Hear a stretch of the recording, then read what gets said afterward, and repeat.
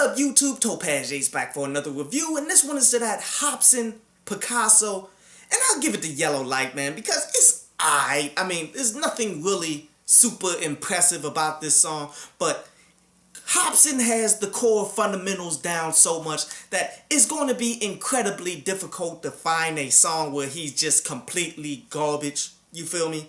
But this one, just based off the concept, production, and all that, it is nothing that really stands out, but it's not awful though. First, let's look at that production. Really, the only thing that really captures my attention that I felt was kind of interesting was the fact that they had like the accordion being played within there a bit. And what's interesting about that is how it goes along with the concept, but yet everything else about the production is irreplaceable with what a whole bunch of the production that Hopsin has been getting before. Well, the basic concept of this song is a light comparison that he's making with him being Pablo Picasso. He's all but saying, I'm the Picasso of this time period. The way that I make these rhymes as though I paint them and develop these pictures throughout these songs. And I do have a few core issues with that. Starting with one, when you draw comparisons to people like this, and I'm not a big Picasso fan or anything like that, but yet it's something that's ingrained in society that people believe that Pablo Picasso was one of the greatest artists of his time period and all that. So if you're trying to say that you're one of the greatest artists of this time period, you shouldn't say that. Your art should say it so that everyone else says it. You feel me? Like, instead of saying, I'm like Picasso of this time period, then you should be making dope pieces of music that everybody else around you is saying that you're the Picasso of this time period. Because clearly he has a high value for the lyricism that he puts out. He feels as though his punchlines and all of that is vastly superior than most. Which, I mean, he does have his moments, but not in this song, where he's trying to say that he's one of the best artists out here right now that's painting pictures and stuff. Because let's peep out some of his best rhymes off of this, on how he's saying that, you know, I hear that people saying that boom bap can't win, like you leave that for the Wu-Tang Clan, but that's when I bust in like the Kool-Aid Man.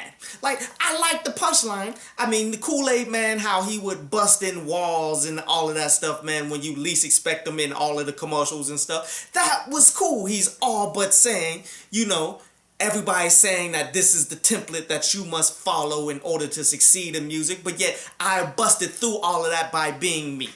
Cool, but would you say that this was a phenomenal punchline? I wouldn't. How he said, when I deliver the penis, it lies in her mouth. She calls it Pinocchio. That was a cool punchline because, you know, Pinocchio would lie and his nose would grow and all of that. He's all but drawing these comparisons to sex and all of this, which is cool. But would you say that that's a great punchline? I wouldn't. How he says, when I perform, all of these chicks, they lose control like he's the Holy Ghost. Well, we all know what that's reference to, on how people act like they are out of their mind at gospel services and all of that stuff, dude. And he's saying it's pretty similar to when he performs, which, I mean, these are aight bars. Nothing amazing that makes me be like, okay, this is next level lyricism. But yet these are the best bars that he's offering on this track.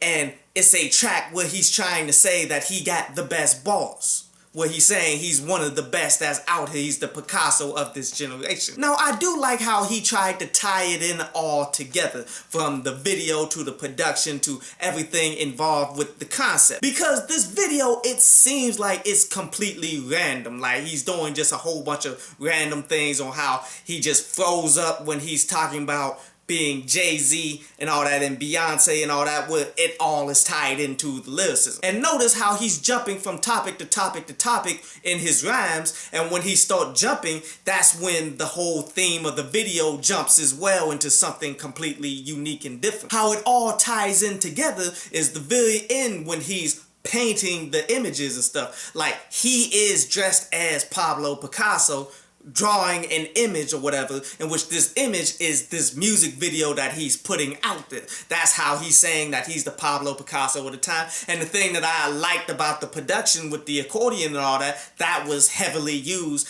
in that time period that Pablo Picasso was living. So it is all tied in together. It's a pretty interesting thought, but yet it wasn't pieced together magnificently, nor was it so good that you would want to draw comparisons to some of the greatest artists of all time just based off of this song. It's worth a listen, but really nothing much more than that.